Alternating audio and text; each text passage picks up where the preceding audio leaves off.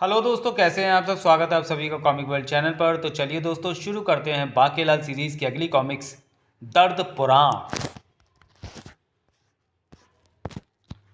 हास्य सम्राट बाकेलाल का हास्य कॉमिक दर्द पुराण। लेखक तरुण कुमार भाई, हास्य सलाहकार संजय गुप्ता, विवेक मोहन, चित्रांकन बेदी JS, सहयोग गौरव, अमित, श्रीकांत, विजय, संपादन मनीष गुप्ता। राजा विक्रम सिंह को राजगद्दी पर आसीन देख देखकर जब बाकेलाल का धैर्य जवाब दे देता है तो वो अपने क्रोध को ठंडा करने के लिए वन की शीतल वायु की ओर प्रस्थान करता है। कमबख्त दोनों ही मनहूस हैं। ना मुच्छड़ सिंहासन को छोड़ता है, ना सिंहासन मुच्छड़ को। किंतु मैंने भी तय कर रखा है कि ना तो मुच्छड़ को छोड़ूंगा और ना ही सिंहासन को।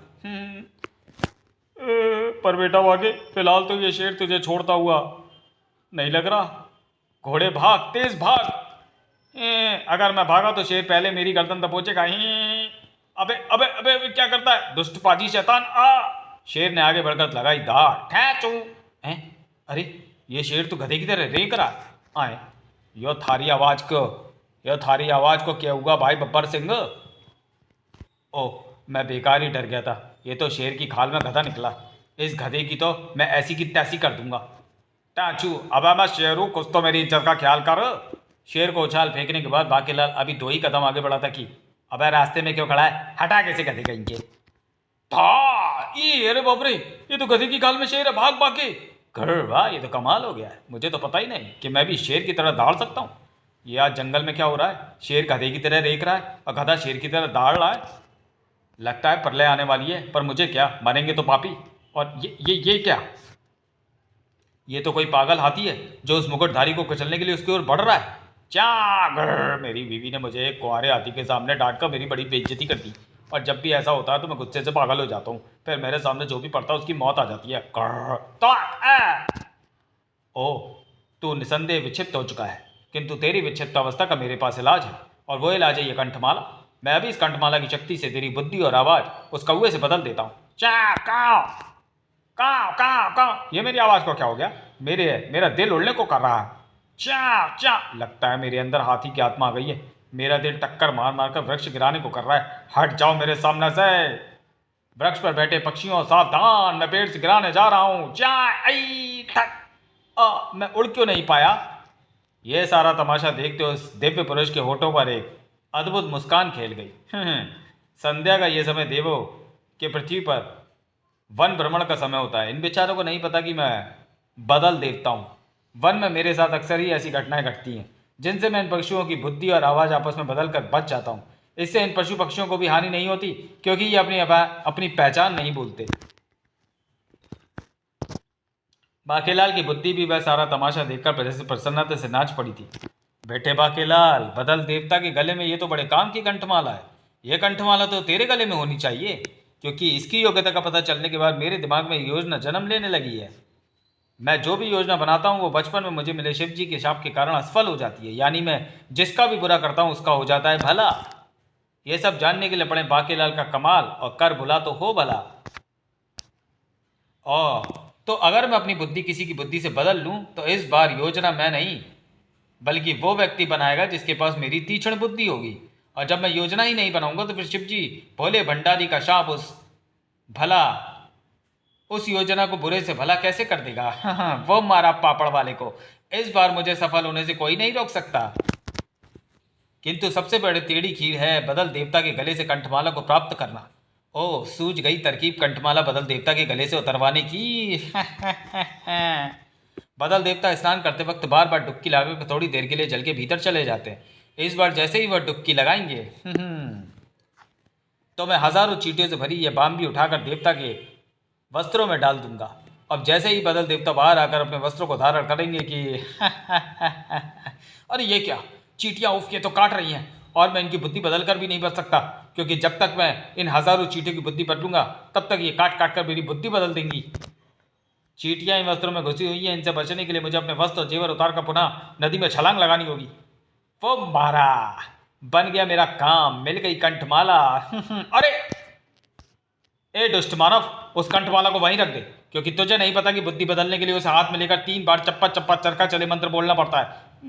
वो कंठमाला जिसके पास होती है ये मंत्र से स्वयं ही आ जाता है। ओह, ये तो मेरे पीछे आ रहा है।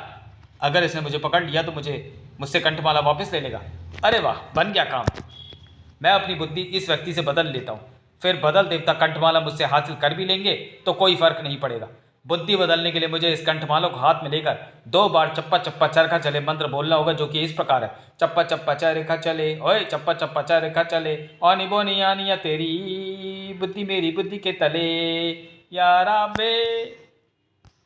मंत्र पूर्ण होते ही अदला बदली अदला बदली अदला बदली। मैं जल वनस्पति हूँ, पृथ्वी पर संध्या भ्रमण करने आया था, पर अचानक मुझे लग रहा है कि ये मेरा सबसे बड़ा शत्रु राजा विक्रम सिंह रहता है। उस मोटे मुच्चड़ मनुष्य का काम जब तक मैं तमाम नहीं कर लेता मुझे चैन नहीं मिलेगा। जबकि बाकीलाल को जल अपनी ओर आकर्षित कर रहा था। बाकीलाल, तू यहाँ क्या कर रहा है? चल जल में। बाकीलाल के कदम जल की तरफ बढ़े, लेकिन जल में पहुंचते और डूब के क्या, मैं तो सोच रहा था मैं मछली की तरफ पानी में रह लूंगा, पर मैं तो डूब रहा हूँ। अगर जल्दी कोई उपाय नहीं किया तो मैं डूब जाऊंगा। ओ, मिल गया उपाय। जल कुंभी की जगह जगह व दूर दूर तक फैली ये खोखली किंतु मजबूत बेलें, जिनकी 2 बेलों को मैं यहाँ वृक्ष से बांध दूंगा और किसी भी 2 बेलों के सिरे अपनी नासिकाओं में घुसेड़ लूंगा, तो मुझे जल में भी वायु मिलती रहेगी और मैं डूबूंगा नहीं। बाकीलाल ने जो योजना बनाई थी उसका असर तुरंत ही दिखाई पड़ने लगा था। जल देवता की बुद्धि से बदली गई बाकीलाल की बुद्धि अपना कमाल दिखाने लगी थी। राजा विक्रम सिंह को खत्म करने का एक रास्ता तो जल में से ही होकर जाता है। भला वो कैसे? तो वो ऐसे, क्योंकि पृथ्वी की धुरी यानी पृथ्वी का केंद्र विशालगढ़ में ठीक राजा के महल के नीचे है। पृथ्वी को ठीक उसके केंद्र पर ही वरा देवता ने अपनी शक्तिशाली 2 दांतों पर उठा रखा है। इस स्थिति में वरा देवता जरा भी हिल डुल नहीं सकते, क्योंकि उनके पास ऐसा करने से पृथ्वी पर बड़े बड़े भूकंप आ सकते हैं। और तो अगर मैं वरा देवता की नासिका में तिनका करूं तो इन्हें जोर की छींक आएगी। तब विशालगढ़ का तो मुझे पता नहीं क्या होगा, लेकिन राजा विक्रम सिंह तो महल में दबकर मरेगा ही मरेगा।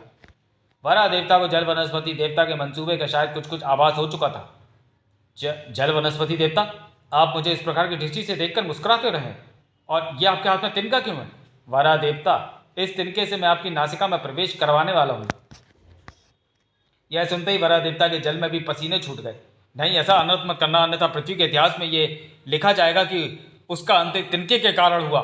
मुझे इतिहास से नहीं, केवल राजा विक्रम सिंह की मृत्यु से मतलब है, और अगर आप मुझे रोकने की चेष्टा में हाथ पांव हिलाएंगे तो पूरी पृथ्वी पर ही प्रलय आ जाएगी, जबकि मैं ऐसा नहीं चाहता। मेरा कार्य तो केवल आपकी एक छींक से ही पूर्ण हो जाएगा। जल वनस्पति ने हाथ में थमा तिनका वरा देवता की नासिका की ओर बढ़ाई ताकि यह तिनका मुझे दे दे। दुष्ट! अरे कौन है ये दुष्ट जो मेरे कार्य में मेरे कार्य के मार्ग में बाधा उत्पन्न कर रहा है? जल वनस्पति की शक्ति के फलस्वरूप बाकीलाल जल में भी बोल सकता था। बाकीलाल का नाम विशालगढ़ का बच्चा बच्चा जानता है। मैं इधर जल क्रीड़ा का आनंद ले रहा था कि तभी तुझे वरा देवता की नाचिका में तिनका करने की चेष्टा करते देख मैं इधर आ गया। अरे दुष्ट, तुझे तो विशालगढ़ जाकर मनुष्य मुच्चड़ का अंत करना चाहिए था, और तू पृथ्वी का ही अंत करने पर तोला गया। तूने ये भी नहीं सोचा कि पृथ्वी का अंत हो गया तो बाकीलाल कहाँ रहेगा? वो विशालगढ़ का राजा कैसे बनेगा? बाकीलाल, मेरे मार्ग में बाधा खड़ी मत कर। तिनका मेरे सुपुर्द करके चुपचाप यहाँ से चला जा, अन्यथा तेरी सेहत के लिए अच्छा ना होगा। यह तिनका मैं तुझे धरती पर पहुँच कर दूंगा दुष्टनाथ। बाकीलाल, मैं चाहूँ तो दूसरा तिनका जल में से ही कहीं से ढूंढ सकता हूँ, किंतु ये तेरी मुझसे हार होगी। ये मेरी तुझसे हार होगी। अब तो मैं तुझसे वही तिनका लेकर रहूँगा। तुझे तिनका नहीं, बाकी की लात मिलेगी। आ! जल वनस्पति क्रोधित हो उठा। जल में वनस्पतियों, मेरा आदेश की गुलाम है। तूने वायु के लिए जो मार्ग चुना है वो जलकुंभी की बेलें हैं, जो पानी में हजारों कोस तक फैली होती हैं। मैं जलकुंभी को आदेश दूंगा कि वो तेरी नासिका छोड़ देंगी। ही ए जलकुंभी, बाकी की नासिका को छोड़ दे। लेकिन ऐसा ना हुआ। अरे जलकुंभी मेरा आदेश क्यों नहीं मान रही? क्योंकि यह आदेश बाकीलाल की बुद्धि से प्रेषित हुआ था, किंतु जल वनस्पति को भी अपनी पराजय स्वीकार न थी। ये काम तो मैं खुद भी कर दूंगा। ओह, अब यह खुद मेरी नासिकाओं से जलकुंभी की बेलें निकालने की चेष्टा करेगा। इससे पहले ही इसकी कोशिश कामयाब हो जाए और मुझे यहाँ से भागना पड़े, मैं एक ऐसा इंतजाम कर देता हूँ कि यह दुष्ट वरा देवता की नासिका में तिनका न कर पाए। मैं तिनका मुंह में दबाकर इस हस्त पहुँच को वरा देवता की नासिकाओं पर बांध देता हूँ। वाह, ये उपाय तो बहुत बढ़िया है। बाके लाल, 4-5 गांठें लगाना ताकि कोई इन्हें खोल ही ना पाए। ठीक इसी पल जल वनस्पति ने जलकुंभी की बेलें बाकी की नासिकाओं से खींचकर अलग कर दी। अब देखता हूँ कि कैसे तिनका नहीं देता। ओह, मुझे वायु मिलनी बंद हो गई। भाग बाके, लेकिन इस वक्त मैं इतनी गहराई में हूँ कि सतह तक पहुँचते पहुँचते तो मेरे प्राण ही निकल जाएंगे। मुझे जलकुंभियों को प्राप्त करना ही होगा। लेकिन ये क्या? बेलें पुनः अपने आप ही बाकीलाल की नासिकाओं में प्रवेश कर गई। ओ ये क्या? ये बेलें तो अपने आप मेरी नासिकाओं में प्रवेश कर गई और मुझे फिर से वायु मिलने लगी। ये कमाल तो उस बुद्धि का जो बाकी के अंदर थी। बाकी ने अब विलंब करना उचित न समझा। अब इससे पहले कि जल वनस्पति मुझ तक पहुंचे, मैं जल से ही बाहर निकल जाऊंगा। जल्द ही जल वनस्पति बाहर निकला तो मैं इसकी बुद्धि अपनी बुद्धि से बदल देता हूँ, वरना ये तो पृथ्वी का ही नाश कर देगा। दुष्ट बाकेलाल, मैं तेरा पीछा नहीं छोड़ूंगा। फिर इससे पहले कि जल वनस्पति जल से बाहर आ पाता, बाकेलाल ने पड़ा मंत्र, चप्पा चप्पा चरिखा चले, होए चप्पा चप्पा चरिखा चले, योनी पोनी यारिया तेरी बुद्धि मेरी बुद्धि के तले यारावे। अगले ही पल अदला बदली अदला बदली अदला बदली अदला बदली अदला बदली। कमाल है, सूर्यास्त होने को है और मैं अभी तक भूमि पर हूँ, पर अब जल में प्रवेश करता हूँ। गलत आदमी से बुद्धि बदलने के कारण मेरी ये योजना तो धराशायी हो गई, पर इस बार मुझे योग्य व सही व्यक्ति का चुनाव करना होगा। किंतु बाकेलाल जल के नीचे ही नीचे तैरते चले जाने के कारण अब विशालगढ़ की धरती पर नहीं है। ये बात उसे जल्दी ही पता चलने वाली थी। अरे वाह, वहाँ क्या हो रहा है? ये तो कोई राजा लगता है। ये विशालगढ़ में कहाँ से प्रवेश कर गया और ये यहाँ वन में अकेला क्या कर रहा है? ये था गुड़गुड़ा देश का राजा बड़बड़। गुड़गुड़ा देश के राजा बड़बड़ की प्रार्थना कबूल हो। मेरे पास शत्रु नाशक देवी का वरदान है, जिसके फलस्वरूप मैं वर्ष में एक दिन कितनी भी शक्तियाँ देवी से मांग सकता हूँ। शत्रु नाशक यज्ञ पूर्ण हो।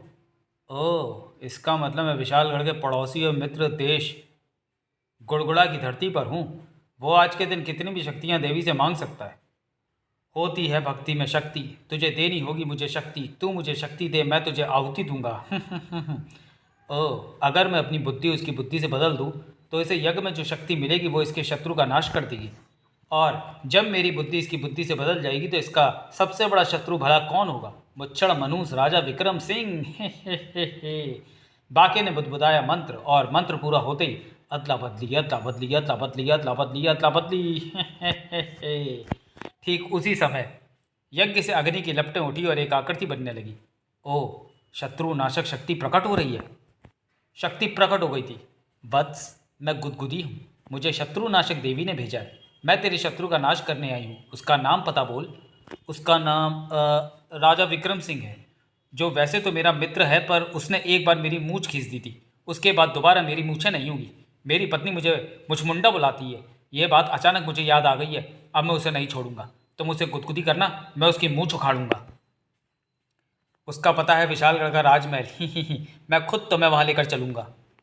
जबकि बस अब मैं यहाँ से फ़ौरन विशालगढ़ चलता हूँ, क्योंकि गुदगुदी के हाथों मुच्छड़ की मृत्यु का नज़ारा मैं भी देखूंगा। जबकि इधर गुदगुदी की मात अभी पूरी नहीं हुई थी। वत्स, मेरे हज़ारों हाथ हैं जो गुदगुदी करने के लिए मचलते रहते हैं। एक से मेरा क्या होगा? मुझे बहुत सारे लोगों को गुदगुदी करने की अनुमति चाहिए। अनुमति दी। अब जल्दी चलो, विशालगढ़ निकट ही है। फिर जल्दी ही। अरे वाकेलाल, तुम कहाँ चले गए थे? रथ तैयार है। क्या तुम्हें याद नहीं आज हमारे पिताश्री की पुण्यतिथि है, जो बरसों पहले आज के दिन अपने मित्र राजा के आमंत्रण पर जब उसके महल पहुंचे थे तो उसी वक्त मित्र राजा केले के छिलके पर फिसल कर गिर गया था। इस पर मेरे पिताश्री को हंसी आ गई थी और इसी बात पर दोनों में भयंकर युद्ध हो गया था, जिसमें मेरे पिताश्री शहीद हो गए थे। और फिर जब हमें राजा बनाया गया तो हमने आज के दिन केले खाने और हंसने पर प्रतिबंध लगा दिया था। आज के दिन मैं नगर भ्रमण पर यह देखने के लिए निकलता हूँ कि कहीं कोई इस प्रतिबंध का उल्लंघन तो नहीं कर रहा। ऐसा करने की भला किसकी मजाल हो सकती है महाराज? सेनापति, कोई भी हंसता दिखे तो उसे वहीं पर 5 कोड़े लगाकर रुला देना। जो आज्ञा महाराज। लेकिन रथ जैसे ही नगर में पहुंचा अरे ये क्या, यहाँ तो सब हंस रहे हैं। लोगों को हंसते देख राजा विक्रम सिंह के क्रोध का पारावार न रहा। सेनापति, इन्हें कोड़े लगाओ। राजज्ञा का उल्लंघन करने की इनकी जरूरत कैसे हुई? ये हंस क्यों रहे हैं? सैनिकों, सबको कोड़े लगाओ। सेनापति और सैनिक अभी आगे बढ़ पाते कि तभी अरे ये गुदगुदी कौन कर रहा है? हमें भी कोई गुदगुदी कर रहा है। तो मैं गुदगुदी कर रहे हैं, गुदगुदी के हजारों हाथ। और मैं जिसे भी गुदगुदी कर देती हूँ वो हंसते हंसते कुछ ही घंटों में मर जाता है। क्या समझे? अरे ये तो राजा बड़बड़ है, मेरा मित्र। मित्र नहीं शत्रु, कह राजा विक्रम सिंह। आज गुदगुदी के साथ मैं तुझसे उस मूछ वाली हरकत का बदला लेने आया हूँ। बदला? पर ये गुदगुदी सारे शहर को हंसा हंसा कर मारने पर क्यों तुली है? गुदगुदी के हाथों ने विक्रम को भी गुदगुदी करनी शुरू कर दी। ये क्या कर रहे हो? ये आज हंसना मना है, आज के दिन मेरे पिताश्री की पुण्यतिथि है। चाहे कल हंसा लेना, पर आज मत हंसाओ। महाराज, ये मुझको जो गुदगुदी कर रही है, मैं अब रुक नहीं सकता। गुदगुदी का हाथ बाकी की तरफ बढ़ा। अरे बाप रे, भागो। मुझसे बचकर कहाँ भागेगा, आज पूरा नगर हंसेगा। आज तेरी मूछें उखाड़कर मैं बदला लूंगा। जबकि बाकी गुदगुदी के हाथ से बचने के लिए भाग रहा था, यह कमबख्त तो पूरे विशालगढ़ के साथ मुझे भी हंसा हंसा कर मार देना चाहती है। तू कहीं भी भाग, पर मेरा हाथ पाताल तक भी तेरा पीछा नहीं छोड़ेगा।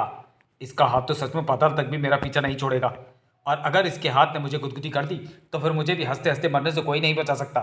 अब इससे बचने का एक ही तरीका है, और वो ये कि मैं राजा बड़बड़ को उसकी बुद्धि वापस पहुंचा दूं, तो वो दूसरे देवता को प्रसन्न करके गुदगुदी से मेरा पीछा छुड़वा देगा। वाह, मूछ खींचने का मजा आ गया। दूसरे पल बाकेलाल ने कंठमाला को स्पर्श किया और मंत्र पढ़ दिया। पूरा मंत्र होती अदला बदली अदला बदली अदला बदली। मेरे हाथ पूरे विशालगढ़ को हंसा गए। अब तुम बचे हो, क्योंकि मैं जब हंसाना शुरू करती हूँ तो फिर किसी को भी नहीं छोड़ती। मूछ खींचकर मैंने अपना बदला तो ले लिया, लेकिन इसका मतलब ये नहीं कि मैं अपने मित्र विक्रम सिंह की मृत्यु अपने सामने होती देखूंगा। महाराज, जल्दी करें, जल्दी से किसी देवता को प्रसन्न करें जो गुदगुदी शक्ति की काट हो। लेकिन इससे पहले कि राजा बड़बड़ मंत्र बुदबुदा सकता है। ए बेड़ा गर्क हो गया, मेरा काम हो गया, अब मैं गायब होती हूँ। जल्दी कीजिए, नहीं था कोई नहीं बचे। बड़ी मुश्किल से कह पाया राजा बड़बड़, शत्रुनाशक देवती, जल्दी मुझे गुदगुदी की काटने शक्ति दो। ठीक है वत्स, ये लो दर्द पुराण। दर्द पुराण तुम्हें गुदगुदी शक्ति से मुक्ति दिला देगा। दर्द पुराण, जल्दी करो, गुदगुदी से मुक्ति दिलाओ। जो हुक्म। दर्द पुराण ने अपना अभियान बाकेलाल से शुरू किया। अबे ये क्या करता है? हाँ, गुदगुदी के असर से तुम्हारी हंसी तभी रुक सकती है जब तुम्हें कहीं पर भीषण दर्द शुरू हो जाए। मेरा काम शरीर में दर्द पैदा करना ही है। जब तक दर्द पैदा नहीं होता मैं पीटता ही रहता हूँ। बोल बाके, दर्द हुआ? हाँ, हो गया, पूरा थोबड़ा दर्द कर रहा है, मेरी हंसी बंद हो गई। अब मैं सबकी हंसी ऐसी ही दूर कर दूंगा। बोल मोटे, दर्द हुआ? नहीं, बल्कि और ज़्यादा गुदगुदी हो रही है। तुझे तो उठाकर ही पटकना पड़ेगा। बोल, अब दर्द हुआ? हाँ, मेरी कमर, मेरी हंसी बंद हो गई। दर्द पुराण भाई, मुझे उंगली से पीटना, मुझको उससे ही दर्द हो जाएगा। सबको एक हाथ से पीटता रहा तो मेरे हाथ में दर्द हो जाएगा। नहीं, अब शेष लोगों को दर्द पैदा करने के लिए मेरे ये हज़ारों हाथ जाएंगे जिनमें डंडे थमे हैं। फिर जल्द ही मेरे हाथ सबके ऊपर से गुदगुदी का असर काट गए। अब मैं जाता हूँ। ये तो चला गया, पर मेरे घुटने का दर्द कब जाएगा? तभी बाकेलाल, ओ मारे गए, ये तो बदल देवता है। बाकेलाल, अच्छा हुआ तो मेरी कंठमाला चुराकर भाग गए थे, अन्यथा राक्षस लोक का एक खूंखार राक्षस पूरी पृथ्वी के लोगों की बुद्धि पशुओं से बदल देने वाला था। सबसे पहले उसने विशालगढ़ के महाराज और पूरी प्रजा की बुद्धि उल्लुओं से बदल देने का निश्चय किया था। क्या मतलब? आप कौन है हे देव? मैं बदल देवता हूँ बाकेलाल। तुम्हारे जाने के बाद राक्षस लोक का एक खूंखार राक्षस चप्पू मुझसे कंठमाला छीनने आया था, लेकिन कंठमाला तो उसे ना मिली। उसे मिली शस्त्र देवता के हाथों मृत्यु, जो उसी समय भ्रमण पर थी। वो मारा इसलिए गया क्योंकि उसे कंठमाला छीनने के लिए शक्ति केवल सूर्यास्त तक ही मिली थी। अगर तुम वो कंठमाला लेकर भाग ना जाते तो आज बहुत बड़ा अनर्थ हो जाता। बाकेलाल, तुम्हें कैसे पता चला कि ऐसा होने वाला है? मुझे शिवजी ने भविष्यवाणी की थी। बाकेलाल, ओह, अब मेरी कंठमाला मुझे दे दो, मैं चलूँ। बेड़ा गर्क, इससे अच्छा तो मैं इसे राक्षस के ही हाथ पड़ने देता। देवता के अंदर ध्यान होते ही, बाके पुच्ची दियो, एक मैं भी लूँगा। समाप्त। तो चलिए दोस्तों, वीडियो को यहीं समाप्त करते हैं और मिलते हैं बाकेलाल सीरीज़ की अगली कॉमिक्स जादुई मुहावरे में। तब तक के लिए धन्यवाद।